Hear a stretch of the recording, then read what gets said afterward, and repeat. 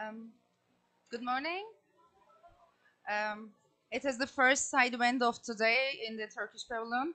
I would like to welcome all of the distinguished guests that will be with us in this pavilion for this side event. My name is Nazan Özürek. I am the head of Marine and Coastal Management Department from the Ministry of Environment, Urbanization and Climate Change.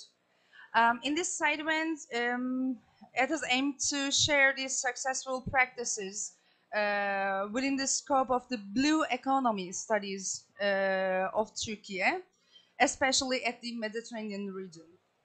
I would like to express that we are party to the Barcelona Convention, which is about the pollution of the Mediterranean, and until last year, we are the president of the bureau. Um, Within the scope of this side events, Turkish panelists will give information about Turkey's studies on monitoring and on inspection. And we have a panelist who is um, related to the initiative of the Zero Waste Blue. And we have a panelist from the United Nations Environmental Program, Mediterranean Action Plan, from a subsidiary body named MedWaves. Let me introduce you to our speakers. Mrs. Sevil Öksüz, expert in the General Directorate of Environment Impact Assessment, Permits and Inspection. Our second panelist is Mrs. Ejbel Çıra Duruer. She's from Turkish Coast Guard Command. She's senior expert. Mrs. Şadan Kaptanoğlu, she's the chairman of the board from Turkish Marine Environment Protection Association. And the last panelist is the Enrique de Villamor. He's director of MedWaves. Let me begin first with the Mrs. Öksüz. She will present about the Marine Pollution Monitoring Program of Turkey. Please, the floor is yours. Thank you, Ms. Sözcürek, for giving the floor. I want to say welcome to our participants for our side event. Today, I will tell you our National Marine Monitoring Program. My name is Sevil Öksüz. I am working as an expert in ministry. As you know, marine monitoring activities carried out since the 1990s in the Mediterranean and the Aegean Sea within the framework of a MedWaves program and also IMAP. And in the Black Sea, according to the BC IMAP program, under Black Sea Secretariat, and combination of many independent pilot scale monitoring components. Turkey is a party to the Barcelona Convention for the Protection of Mediterranean and Aegean and the Bucharest Convention for the Protection of Black Sea. Our ministry has developed a common monitoring strategy for all Turkish seas by adopting an integrated and ecosystem-based approach monitoring program. So we have implemented integrated marine pollution monitoring program. We call DAN-IS since 2011 in a regular. DAN-IS program has been transformed into a 3-year monitoring program since 2014. So we ensure the regular monitoring and consistent data production to cover all seasons. With DANIS program, the chemical and ecological status of our seas is determined. The effectiveness of the measures taken to prevent pollution be ensured, and national and international legislation are evaluated. Our program is coordinated under our ministry, coordinated by the TÜBİTAK Marmara Research Center with the wide cooperation, many marine institutes of our countries, universities and marine experts, public authorities and many research ships also. DAN-IS covers all the seas of Turkey. Marmara, our internal sea, Mediterranean Sea, Aegean Sea, in a Mediterranean expert, and Black Sea. Deniz is a large monitoring network consisting of 423 stations, all our seas. Our program is executed with the fully national budget and national expertise. It's important, I think. Let's see our program with the numbers. Our working area foresees 15 marine assessment units, 85 coastal water bodies, and 423 stations. Our monitoring period, 3 years monitoring program, Black Sea, Mediterranean, and Aegean Sea 2 times per year. In Marmara Sea, our internal sea, 3 times per year, spring, summer, and winter. We use big capacity, 7 research ships capacity, more than 150 marine experts working under this program, and we use fully national budget and national expertise. We disseminate our results with 4 final reports per year, statistics bulletins published every year, and we made symposiums every period, symposium abstracts books in each period we publish. Components which are we monitor in means of biodiversity and alien species. Monitoring components involve phytoplankton, zooplankton, macrozoobenthos, seagrass, fish and sea mammals, also macroalgae monitoring.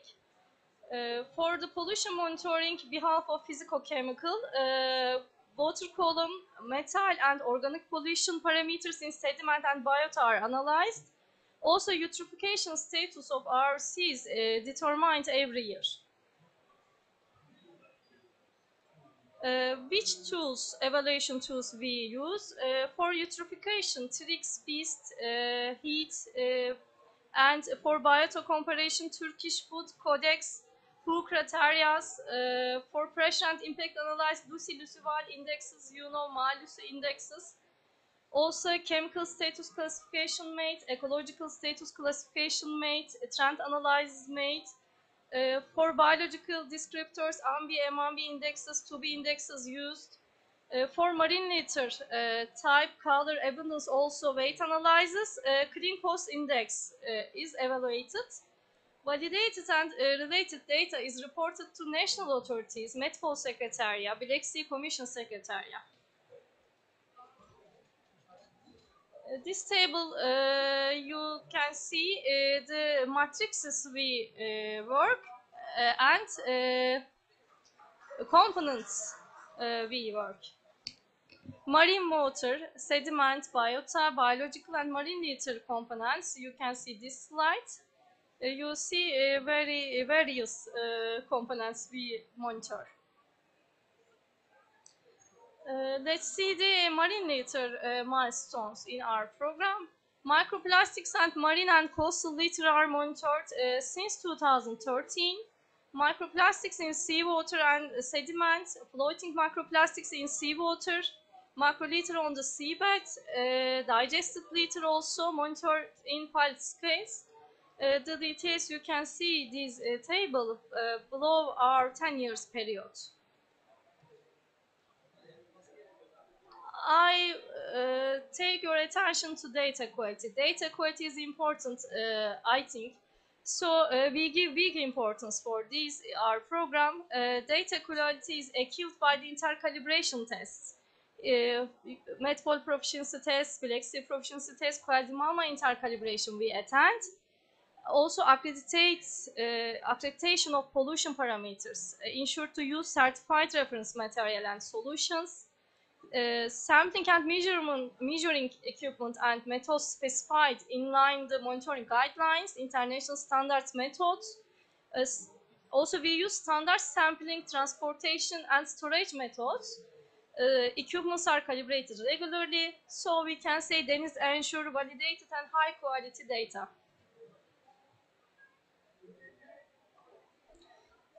Important activity we made marine monitoring guidelines for the first time in Turkey in the year of 2016 one-year project. We made 12 monitoring guidelines were prepared under this project. This is the first guidelines published officially in the Marine Strategy Framework Directive in Turkey. These guidelines prepared by taking into account national legislation, also European Union directives and regional conventions to which Turkey is a party. So all of them are in an international level guideline. Now I want to mention international importance of them is some. Barcelona Convention Medbol reportings have been made with DENIS data. DENIS program was explained to participants at the 22nd meeting of the Barcelona Convention COP22, which was hosted by our country in last year Antalya. And we are a member of UNEP-MAP Hormone groups. It is a monitoring expert group, Hormone. We participate the hormone meetings and ECAP meetings and give contribution to the technical documents with our knowledge. Also, we made IMAP. We making IMAP pilot info system reportments of Turkey with DENIS data.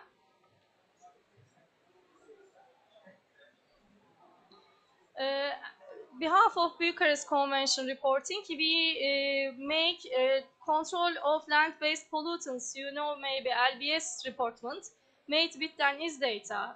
Every year we gave our results, our focal points, and give contribution to our country report. DENIS biodiversity data has sent to also national focal points for biodiversity in Turkey for reported biodiversity advisory group.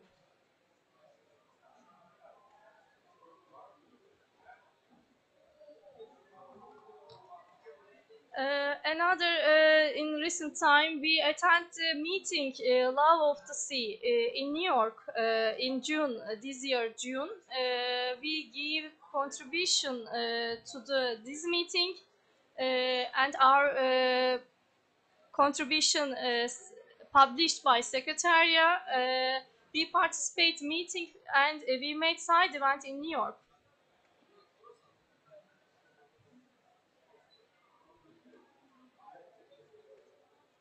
Let's behalf of climate change. As you know, contribution of marine observations to understand, adapt, and mitigate the effects of climate change are important. Marine data is fundamental in planning durable and sustainable adaptation and making solutions. Increased marine knowledge important. Access to continuous valid data are critical to understanding and finding ways to address climate challenges. So in DENIS program, we plan and we are working now examination of the impact of climate change on Turkish seas at the end of this year. We publish this report and go on work.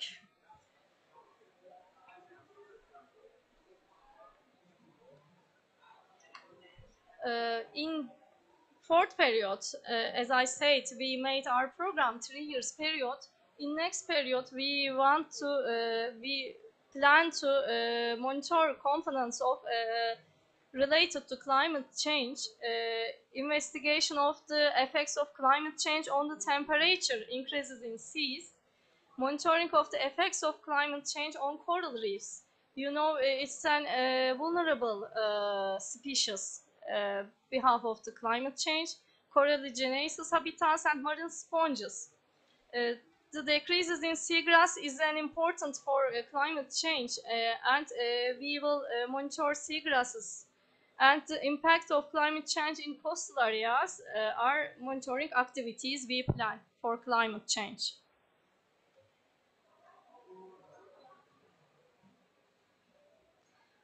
What we do for disseminate and share our outputs, we are making symposiums every 3 years. We publish our reports, our ministry's website, and we publish our abstract books. First National Seas Monitoring and Evaluation Symposium was held for the first time in Turkey 2016. In December, at the end of this year, we will make third Darkness Symposium. Also, you can see this slide are publishers, marine quality bulletins, statistic bulletins published every year. Our reports, summary reports published every year. Public can take it from our ministry's website. And thank you for your attention. This all. Thank you. For communication, you can see my email for the questions. Now we have no time, I think, for questions. Thank you.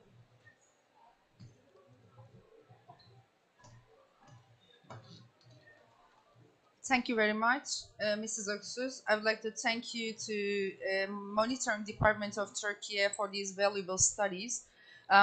Because monitoring is a crucial step for the decision-making process, especially in terms of climate change. We have to monitor the surface water temperatures in order to use in the long-term models for the climate change, and especially the monitoring of microplastics is very crucial because as the IPCC report said, microplastics cause the increase in the seawater temperatures, and it is one of the major problems of today.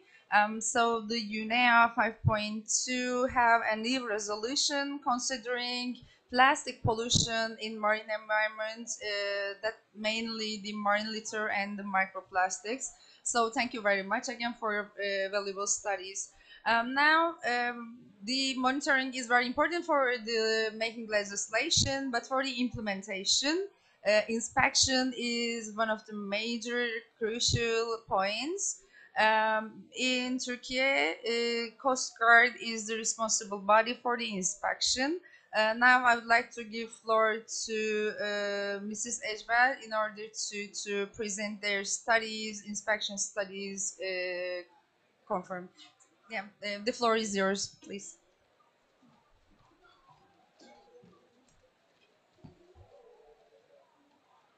Thank you, Chair. Good morning, distinguished participants, distinguished panelists. My name is Ejber Durer. I'm working for Turkish Coast Guard Command Headquarters in Ankara, Operations Department, a unit for the marine resources. My presentation plan is on the slide. I will touch upon briefly climate change and maritime security safety nexus, who we are, what we do, combating ship-based marine pollution, and cooperation in protecting marine environment. Before start my presentation, I would like to show you a video of our institution.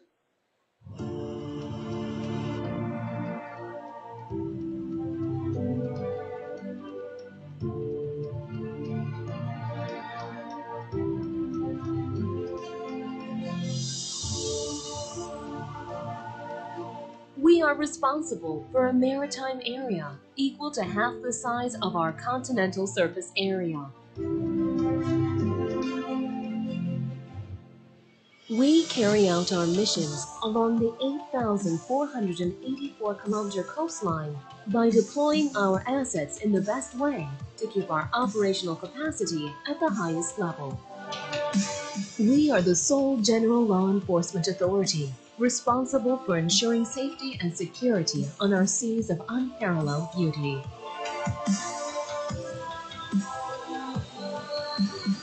We carry out our missions with the authority given to us by law and with the strength that we get from our nation.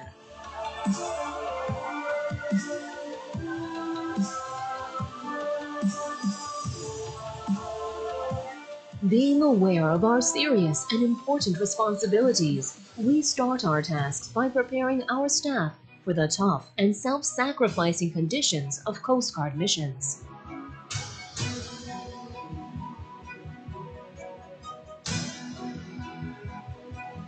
We teach each of our personnel the importance of human life and the discipline of duty.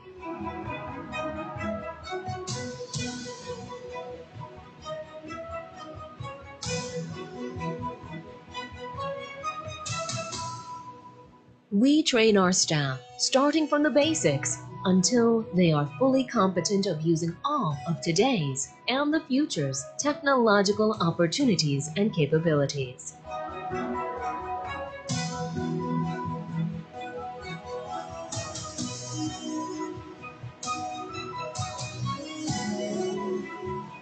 In addition to having a strong physical standing, our Coast Guard staff are trained to be both very sensitive and strong, to have the ability to analyze the human psychology, and to stay calm during emergency situations, as they set off for duty on seas that have very different geographical properties.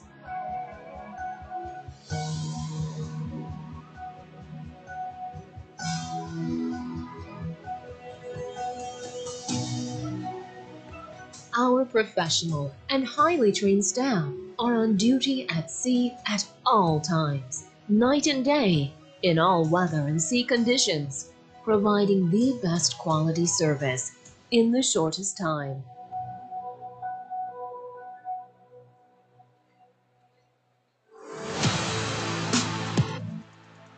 We ensure that our actions are sound in terms of legality and humanitarianism as we work to prevent irregular migration over our seas.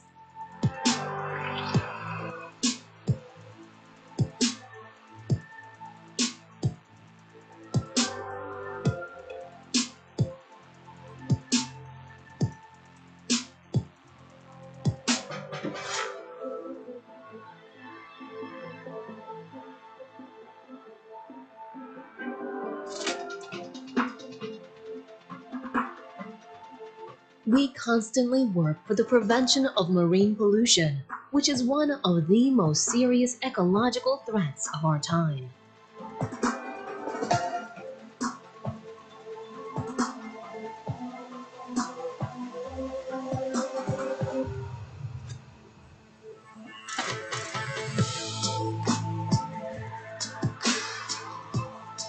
We carry out regular control mechanisms to ensure the sustainable use of the economic marine resources of our seas.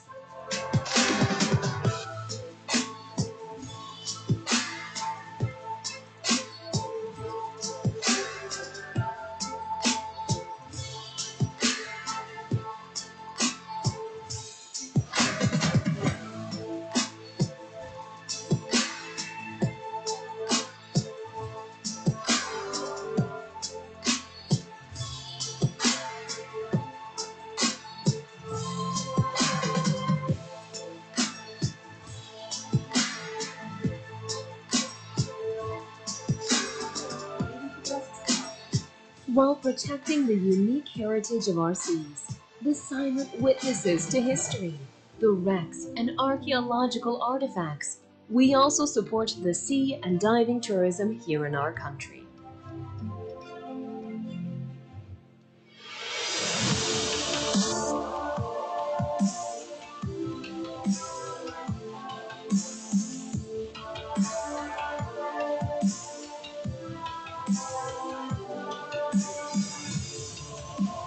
When we are conducting operations with our ships and boats on the broad area that is under our responsibility, we continuously enhance our mission effectiveness through our aircrafts and helicopters, which possess state-of-the-art technology.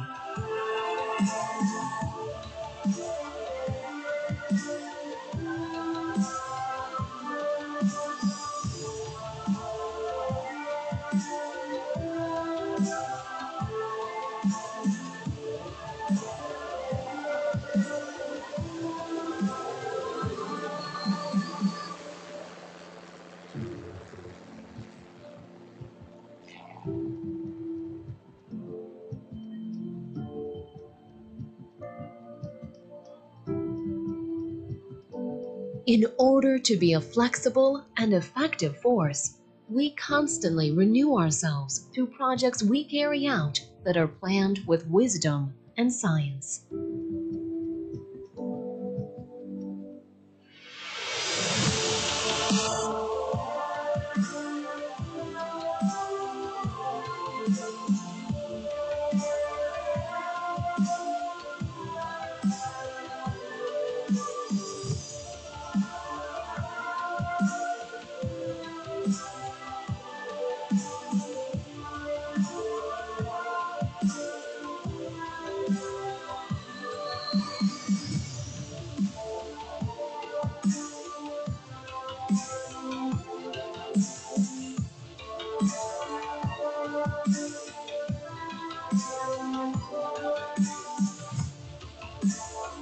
On the seas and always ready, our strength, determination, and courage will never end.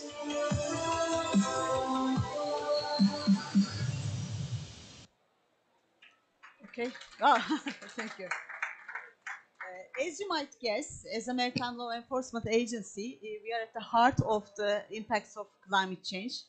This is now the impacts of climate change has some many results regarding maritime safety and security perspective.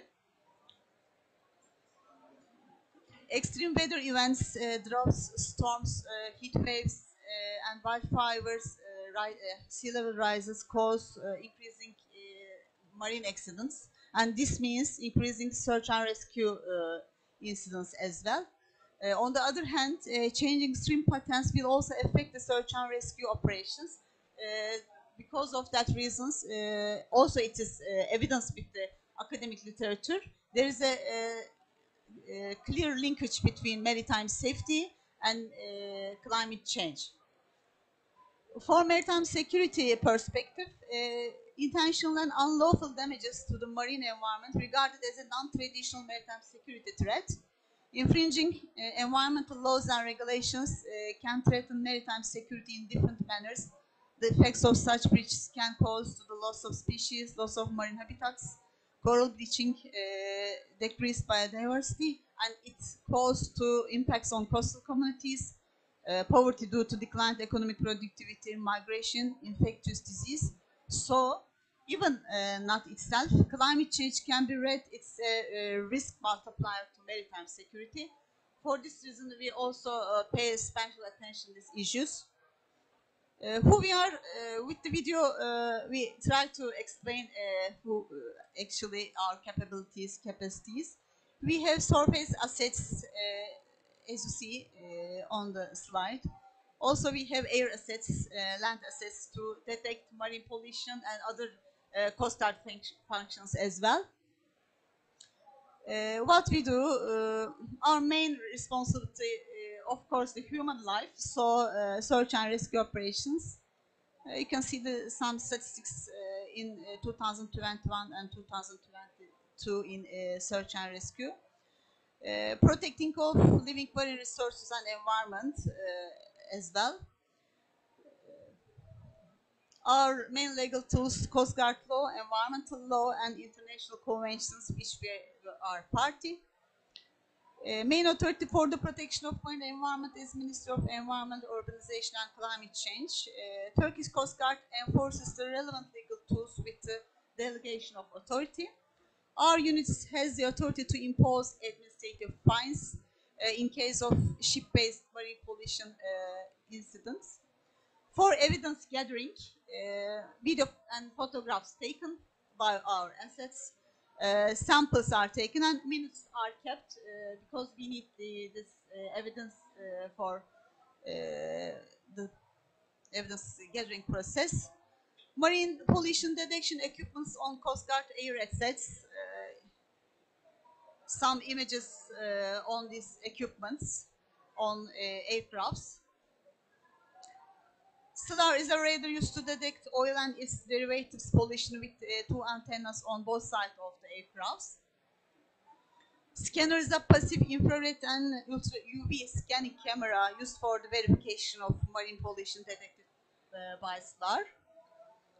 Azel Flare 200 is a thermal sensor having the ability to see much better and more clearly than human eye can see in all weather conditions, day and night also. Some aerial surveillance regarding marine pollution, some images taken by our aerial surveillance systems. Also detecting oil and fuel pollution with air surveillance mechanism. Regarding detection of ship-based marine pollution, you can see the detection of ship-based marine pollution between 2018 and 2022. Some statistics in the last 5 years. Detection of waste transfer infringements. Also, we imposed administrative fines as well. You can see the administrative fines imposed for the waste transfer infringements and imposed for the marine pollution. We believe that a strong cooperation is very much important to combat ship-based marine pollution. So in national level, international level, we have a strong cooperation. The international organizations which we work together with this aim, and also Coast Guard cooperation initiatives is a good platform for to combat marine pollution. In the Black Sea, in the Mediterranean, HACCAM, Coast Guard Global Summit, and which we participate as an observer, European Coast Guard Functions Forum, is a cooperation platforms to combat all Coast Guard functions, and in addition to marine pollution issue. Thank you for listening to me, and thank you for giving me the opportunity to speak here.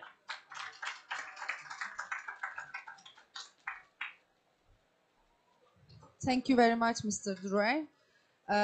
Yeah, for the implementation of legislation, as I mentioned before, the Coast Guard is very crucial, and their control of field is very well in order to implement efficient implementation of our legislation. As I mentioned before, monitoring studies are very important. So as Turkey, we are giving a very valuable contribution to IMF system, and we are preparing our legislation, considering our national needs and international conventions. But we think that this is not enough because the main aim is to have these good environmental studies of the marine environment, because it's also important for the ecosystem-based approach, I mean for the biodiversity, but it's also important in terms of climate change also. Because as you all familiar, marine environment is one of the major carbon sink, so we have to preserve our marine in order to mitigate and adaptate also to climate change. At this point, we have a very valuable initiative named Zero Waste, and it's a complementary part, Zero Waste Blue Initiative. It's an integrated approach considering marine studies in one hand, and the main approach is to have a life cycle assessment throughout the management of the marine environment. At this point, we have a solution partner, shortly in Turkish we name as Turmepa. Now I would like to give floor to Mrs. Şadan Kaptanoğlu, who will present the public awareness studies and waste management studies of Turmepa. Please, Mrs. Kaptanoğlu, the floor is yours.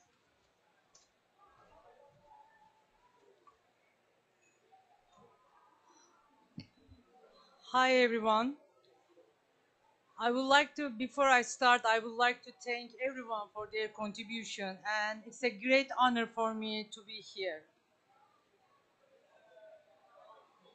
I would like to share with you my experiences about the role of an NGO in the Zero Waste Blue project through Turmepa, which has been carrying out projects for protection for the seas last 28 years.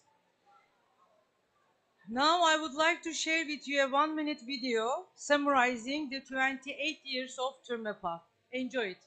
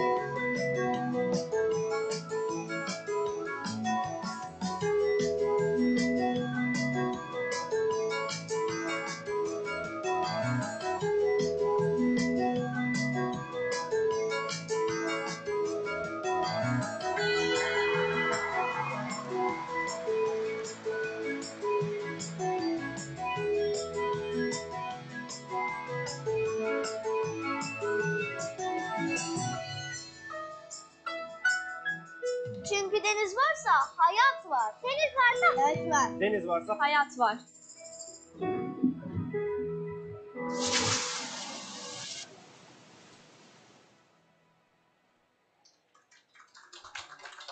Thank you so much. So, TÜRMEPA was founded 28 years ago to make protection of the seas a national priority.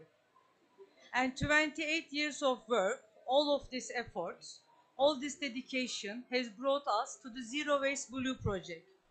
With the Zero Waste Blue project, following the leadership of the Ministry of Environment, Urbanization and Climate Change, in cooperation with TÜRMEPA, our aim was to include all the segments of the society in order to protect our natural resources and use these resources efficiently and effectively. It's all started in the Bosphorus.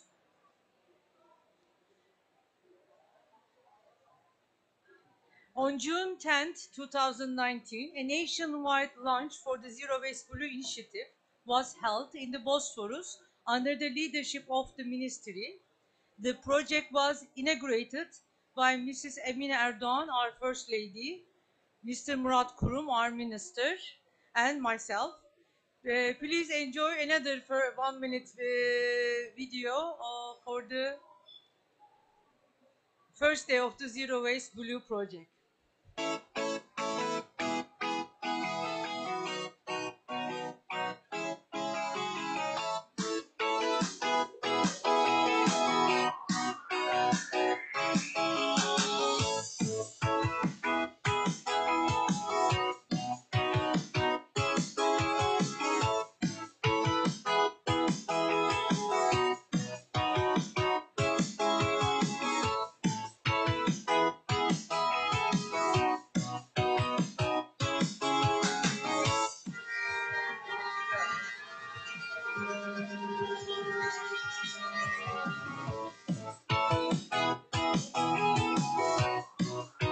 Karadaki ormanlar dünyamızın yeşil akciğerleridir. Okyanus ve denizler ise mavi kalbi. su kaynaklarımızı korumak için Sıfır Atık Mavi projesi adıyla yeni bir seferberliği de başlatmış oluyoruz. Dünya tüm güzellikleri ve kaynaklarıyla toplumların ortak mirasıdır.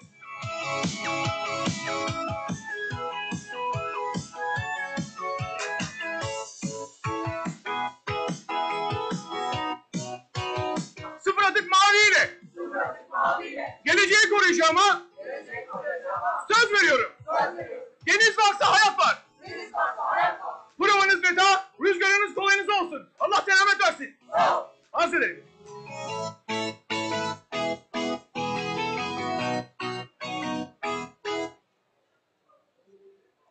As a result of this colorful, remarkable launch, gave the initial impetus to our project. So why does the Zero Waste Blue matter? The answer lies in the understanding what the seas give us and the world. We kicked off something which should already been existed. Every country has their own goals for the zero waste, but we added something brand new, blue.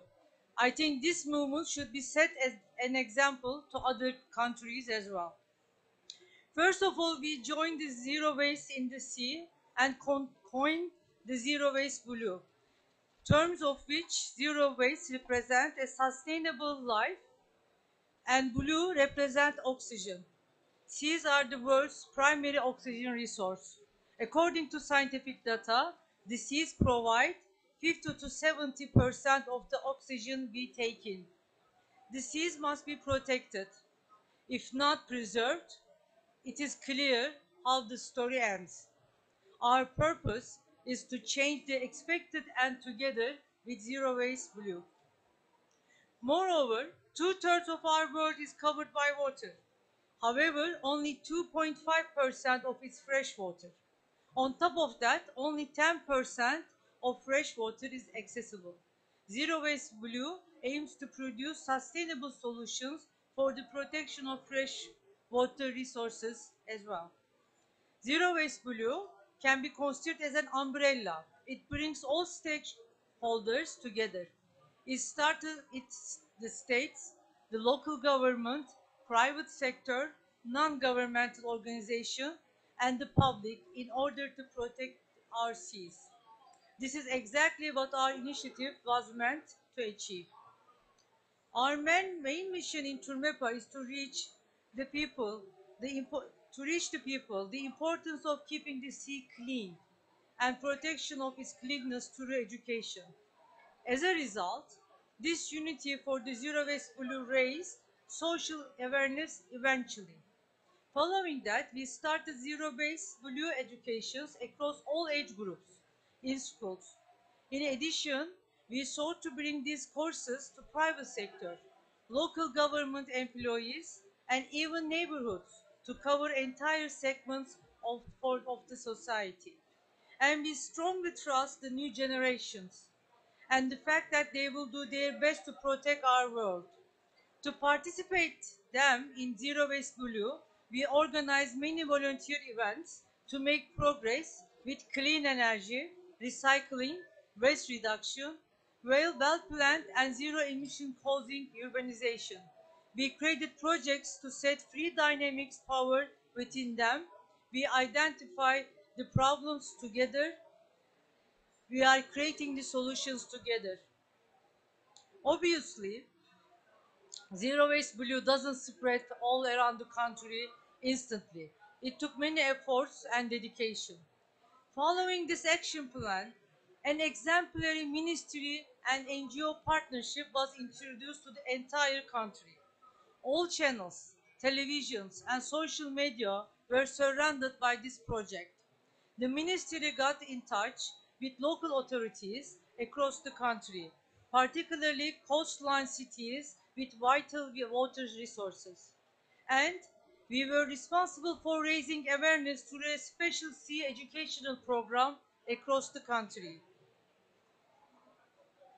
By doing this, the project became a public asset. So how did Turmepa raise awareness? We achieved this by acting as a catalyst. Obviously, having a strong NGO structure that involves elements of the civil society, the private sector, and the public sector helped countries address these issues more successfully. And we did exactly that with Zero Waste Blue project. We educated the people with the support of the Ministry of Environment and the Ministry of Education as well, including volunteers in every steps of our project. Activated our sea sweepers and liquid waste collection boats with the sponsorship of private sector, organized coastal cleanup activities throughout Turkey with the help of municipalities, professional directory of environment, used the power of social and mass media, and got in touch with influencers and journalists to spread the word. The Zero Waste Blue can be a role model for all the countries. I dream of a day that all countries in the world join the Zero Waste Blue project. First Zero Waste Blue guide released. All sectors was their own guidelines describing the application methods of the zero waste system prepared by the ministry. We are a country surrounded by seas on the three sides. Due to the importance given our coasts and seas, we needed a special guide. After consultations between Turmepa and the ministry, the Zero Waste Blue Guide was added to these guidelines. Again, our association and the ministry worked together in the creation of the guide. Our next topic is education. Turmepa's one of the strongest muscle has always been education and training. We also work with the Ministry of National Education closely, and we have provided sea environment trainings to 8.5 million people and trained 20,500 trainers in 28 years. We carry out this experience to Zero Waste Blue. Zero Waste Blue training courses have been delivered to 78,000 students and 6,500 teachers by Turmepa since June 2019. We started this education on the school for all age groups, and it has to continue online due to the pandemic. Pandemic was terrible, but this gave us a ability actually to reach even more people, even more students. Additionally, we prepare education and awareness videos to be uploaded to the online platform of the Ministry of National Education. Our videos has been viewed 537,000 times. And of course, our efforts is not limited to education and waste collection boats or our children and students only. Volunteering is one of the keys of the structure. We witness the driving force in every work we do in our volunteers and every coastal cleanup event. Volunteers also do valuable work for international events such as Clean Up the Med, International Coastal Cleanup, and World Environment Day. We get great support from the global companies, local governments, and even from consulates and embassies in this regard. TÜRMEPA's one of the main mission is to produce solutions with the leading projects. For example, TÜRMEPA brought the first sea sweeper in 1997 to Turkey. Currently, many cities has their own sea sweepers to combat solid waste, pollution, and marine debris. TÜRMEPA has their own two of them in Bosphorus and one of them in Lake One. So far, we collected about 3 million kilograms of solid waste. And a unique project of TÜRMEPA.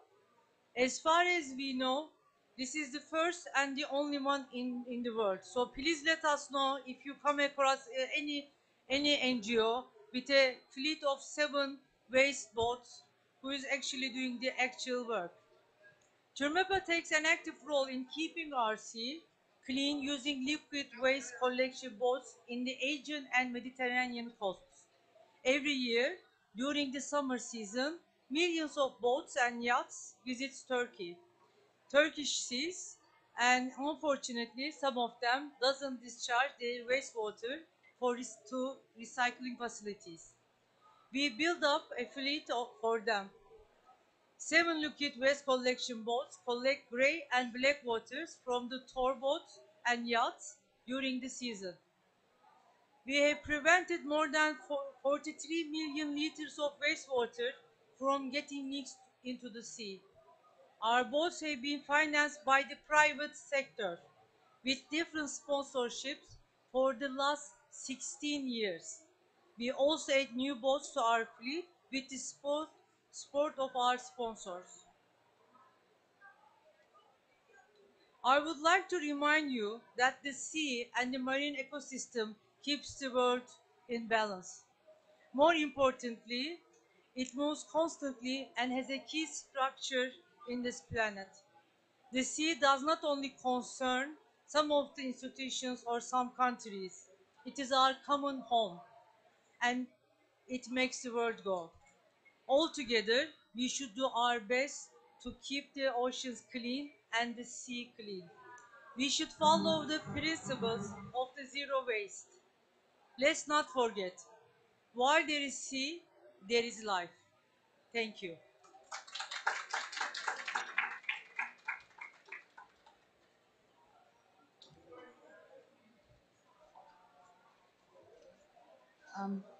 Thank you very much, Mrs. Kaptanoğlu. The Zero Waste Blue initiative is one of the most important and successful example of NGO and government partnership. And it illustrates the importance of the involvement of NGOs in these processes. And I would like to thank you again to TÜRMEPA for their great contribution, for their great efforts in the scope of the Zero Waste Blue project. I would like to mention the Zero Waste and the Zero Waste Blue projects. This is a new initiative. It's an innovative new approach. Considers the life cycle assessment, the sustainable consumption, sustainable production, and good waste management and good management of the wastewater. But it's a new approach and initiative that Turkey wants to lead. At these points, we work closely together with the United Nations Environmental Program, Mediterranean Action Plan. They also have very good innovative approaches in order to have the good environmental status of the Mediterranean. At these points, med waves, for a reminder, it was SCP rock at the past. So they have very good studies on sustainable consumption and production, and especially on the sustainable blue economy. Now, I would like to give floor to Mr. Villamor in order to explain their studies considering the blue economy and their studies that conducted in the scope of these blue Mediterranean. Yes, Mr. Villamor, the floor is yours. Thank you very much. Thank you very much, Nathan. Thank you to the government of Turkey to have invited us. We feel very honored to be joining you in this side event. As Nathan was mentioning, we are a center belonging to United Nations Environment Program Mediterranean Action Plan.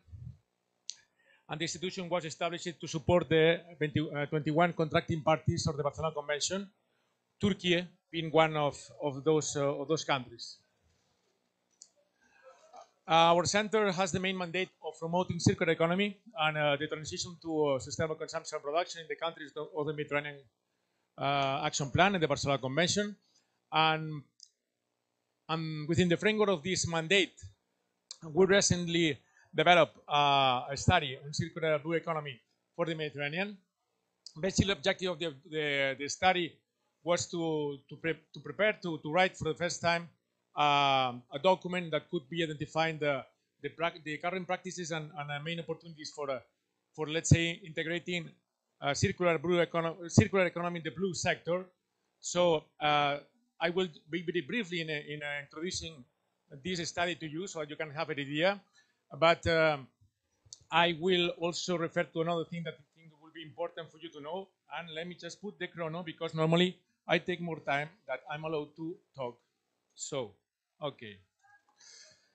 Okay, the main scope of this study has been the blue sector, understood as those kind of activities that are developed both in, let's say, ports and marinas, so port activities, shipbuilding and repair, and marinas themselves. Also the fishing sector, including fisheries, artisanal fishing, industrial fishing, and aquaculture as well. Taking into account that aquaculture is, as we already know, one of the main, let's say, economic sectors in Turkey, and in Turkey it's a power. In this kind of sector, it's an important issue to be addressed from the environmental and economic point of view. And last but not the least, also this study was focusing on the recreational boating and yachting sector. So it has been mentioned in not only today, but also in other meetings that took place in the Turkish pavilion. What is circular economy about? What are the different, let's say, measures integrated? So I will just pass this slide. Just to give you a snapshot of the let's say the main, let's say, key messages that we could find out in the document that we prepared and the slide that we prepared were that there are many, in that sense, opportunities for integrated circular economy in the different subsectors of the blue economy. As for example, as regards port activities, there are opportunities for circular economy in different paths, circularity in ports, assets and equipment, circular flows of material within ports, ports as part of circular markets, loop ports, project results. Also in the shipbuilding and repair. So these are well established and growing sectors with huge potential to develop circular industrial models on repair, maintenance, refurbishment, dismantlement, and component harvesting, both in a judging, etc., etc. So I will invite you to contact me at some moment, and so that I can give you the link where you can find the study, but as I want to focus more also on the things that we are doing specifically in terms of actions, that I think that Turkey will be interested to know, I will just also go quickly on this report.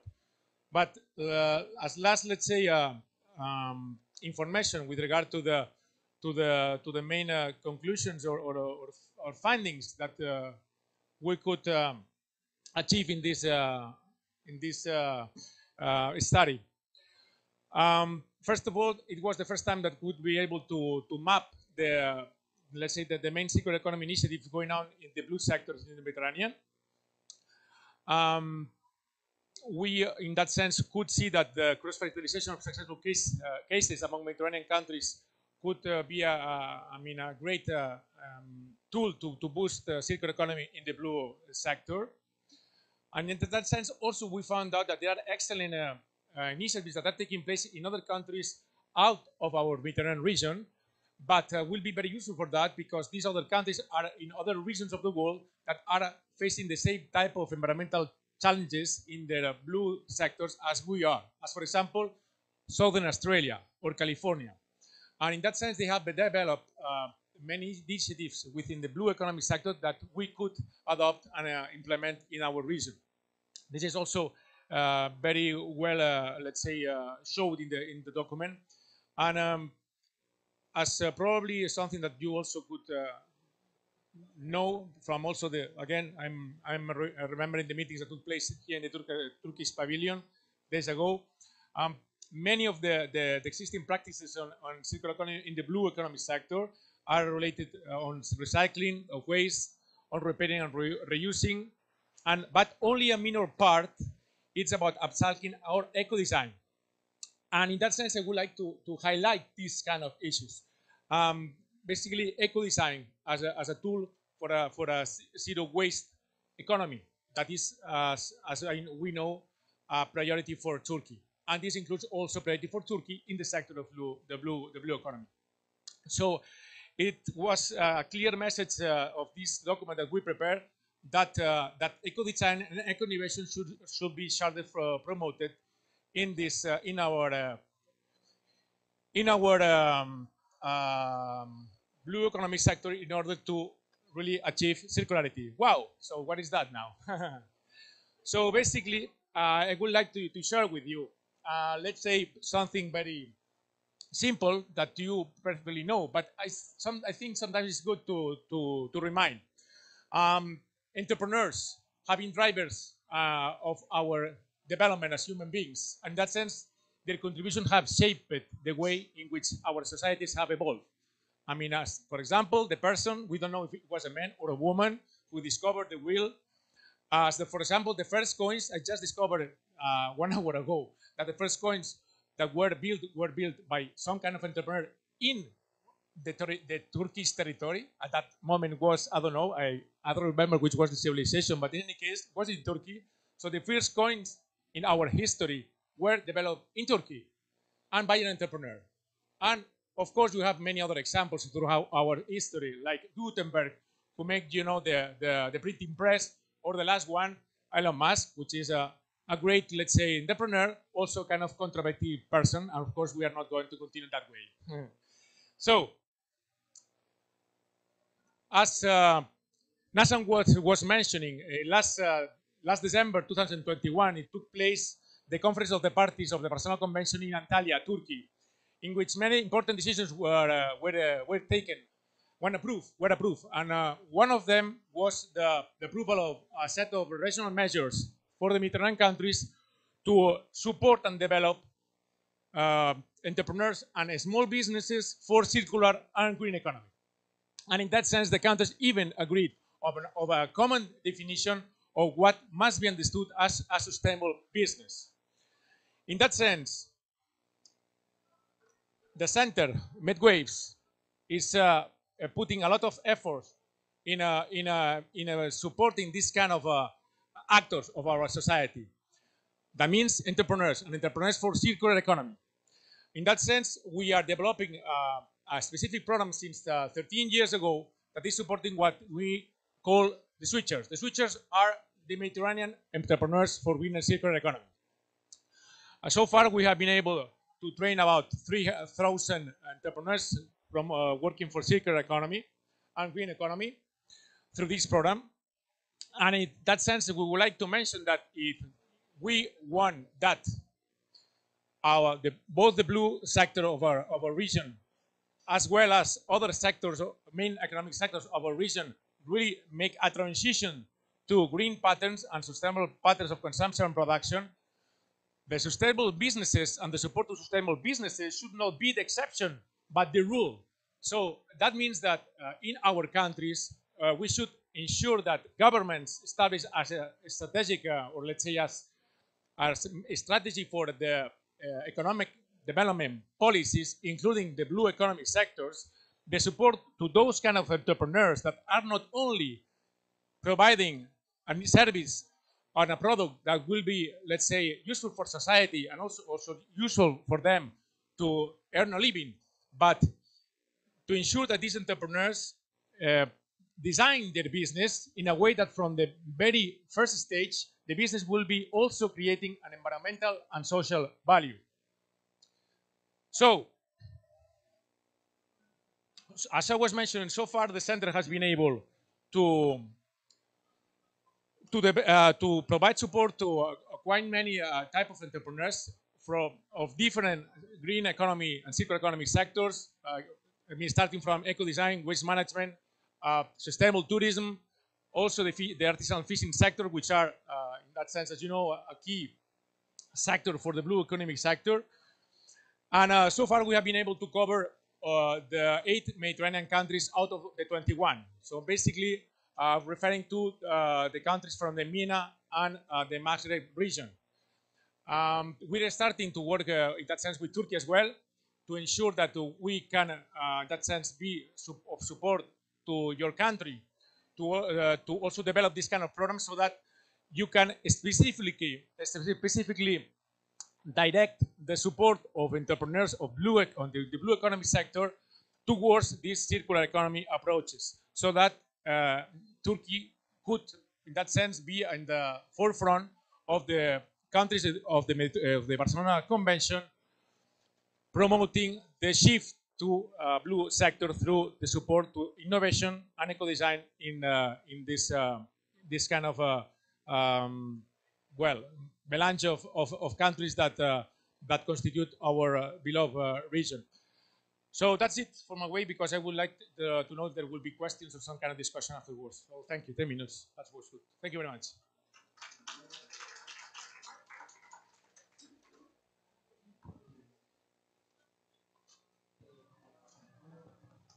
Thank you very much, Mr. Villamor. Under the scope of the UNEP map, Medwaves, as you showed by yourself, have very valuable studies and they gave very valuable contributions. They have very successful entrepreneurship program and since in under the scope of these UNEP map, there are a lot of technical working groups, but in addition to these technical studies, communication is very important. And I can say that because I was the national focal point of these studies. They have a very large SwitchMed network and their impact was great. And thank you very much for your support on behalf of Turkey. And I would like to thank you for your presentation.